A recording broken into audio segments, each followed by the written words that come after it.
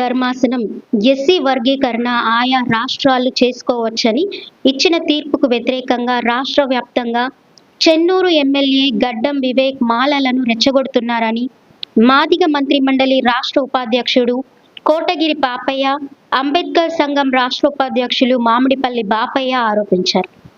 Peddapalli press క్లబ్లో శుక్రవారం media సమావేశంలో మాట్లాడుతూ సుప్రీంకోర్టు తీర్పు రాగానే సీఎం రేవంత్ రెడ్డి తెలంగాణలో ఎస్సీ వర్గీకరణ చేపడతామని నిండు సభలో మాట్లాడారని, కాంగ్రెస్ పార్టీలోనే ఉంటూ కాంగ్రెస్ విధానాన్ని వ్యతిరేకిస్తున్న చెన్నూరు ఎమ్మెల్యే వివేక్ను ఏమనాలని ప్రశ్నించారు. రాజ్యాంగబద్ధంగా ఎమ్మెల్యే అయిన వివేక్కు అత్యున్నత న్యాయస్థానం సుప్రీంకోర్టు ఇచ్చిన తీర్పును గౌరవించడం తెలియదా అని నిలదీశారు. మాలల పక్షాన పోరాడాలని అనుకుంటే ఎమ్మెల్యే పదవికి కాంగ్రెస్ పార్టీకి రాజీనామా చేసి అప్పుడు పోరాడాలని హితవు పలికారు. ఈ సమావేశంలో సంకనపల్లి లక్ష్మయ్య, మాజీ ఎంపీపీ కాంపల్లి ప్రభాకర్, తాళ్లపల్లి అంజయ్య, బచ్చలి రాజయ్య, కట్కూరి సందీప్ తదితరులు పాల్గొన్నారు. ఏదైతే వర్గీకరణ సుప్రీంకోర్టు 6 జడ్జీలు ఇచ్చినటువంటి తీర్పు వర్గీకరణకు అనుకూలంగా మాదిగలకు న్యాయం జరుగుతుంది, మేము చేస్తాము అని చెప్పి ఆ రోజు తీర్పు రాగానే నిండు సభలో రేవంత్ రెడ్డి తెలంగాణను మొట్టమొదటిగా వర్గీకరణ చేస్తానని చెప్పి మాట ఇవ్వడం జరిగింది. ఆ మాటకు మేము తెలంగాణలో ఉన్నటువంటి 40 లక్షల మాదిగలము సంతోషపడ్డాము. కానీ ఇప్పుడు అదే పార్టీ లోపల గెలిచినటువంటి ఎమ్మెల్యేలు 2 అన్నదమ్ములు, కొడుకు ఎంపీగా ఉన్నటువంటి ఒకే కుటుంబము మాలలందరినీ కలిసి మాలలకు నష్టం జరుగుతూ ఉంది, వర్గీకరణకు మనం అడ్డం తిరగాలని చెప్పి వర్గీకరణ ఆపాలని చెప్పి వివేకు ప్రతి జిల్లాకు కూడా ఫండ్ పంపించి బహిరంగ సభలు పెట్టి మాలలను రెచ్చగొడతా ఉన్నారు. మాల సోదరులారా, మీ గుండె మీద చేసుకొని ఒకసారి మీరు కూడా ఆలోచన చేయాలి. అన్నదమ్ముల్లాగా ఉన్నటువంటి మన 2 కుటుంబాలను రెచ్చగొట్టే ప్రయత్నం చేస్తూ ఉన్నాడు వివేక్ గారు. దాన్ని మీరు నమ్మవద్దు. 57 కులాలు ఇంకా ఉన్నాయి. వాళ్ళందరికీ కూడా ఏదున్నా సమాన భాగం పంచుకోవాలనేటువంటి భావనతో మేము అడుగుతూ ఉన్నామే తప్ప మేము మీదేదో రిజర్వేషన్ గుంజుకోవాలనే ఆలోచన మాకు లేదు. మనకు అందరం కలిసి ఉండాలని చెప్పి అనే కోరికతోటే మేము అడుగుతూ ఉన్నాము. కానీ ఇవాళ ఏదైతే వెంకటస్వామి కుటుంబము హైదరాబాద్ నుంచి ఇక్కడికి వచ్చి మాదిగలే అందరం కలిసి చేస్తేనే మీరు పోటీ చేస్తే ఇక్కడ గెలిచిండ్రు.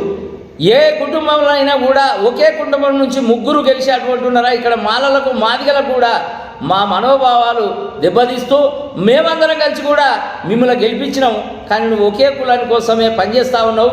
ఈరోజు ఏదైతే రాజ్యాంగబద్ధంగా గెలిచి నిండు సభలో ప్రమాణం చేసి ప్రజలంతా ఒక్కటేనని వాళ్ళందరికీ పనిచేస్తానని ప్రమాణం చేసినటువంటి వ్యక్తివి ఇవాళ ఒక కులం కోసం పనిచేస్తున్నావు.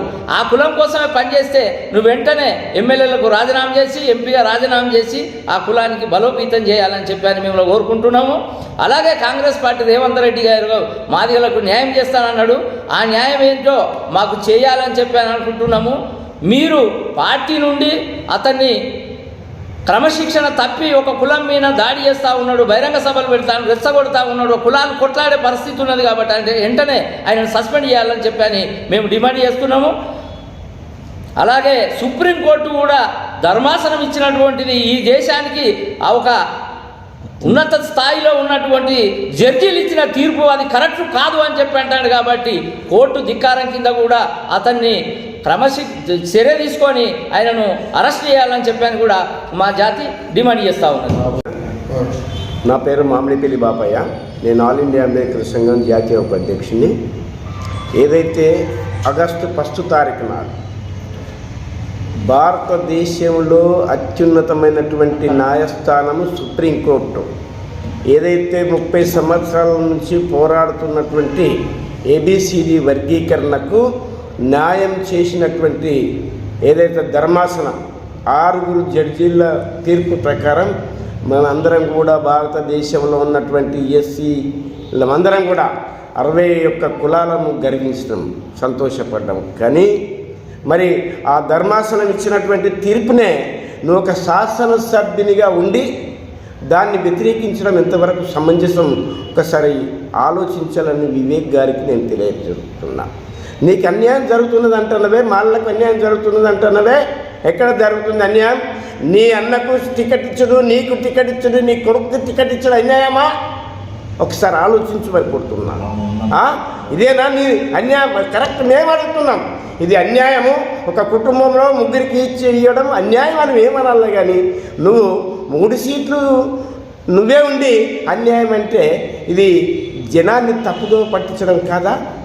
మరి తీర్పునిచ్చినటువంటి శాసనసభ్యునిగా నువ్వు ఉన్నట్లు నువ్వే దానికి రాజీనామా చేసి మాల వర్గాలకు మా అన్యాయం జరుగుతుందని పోరాటం చేయి. మేము కూడా దాన్ని చేస్తాం.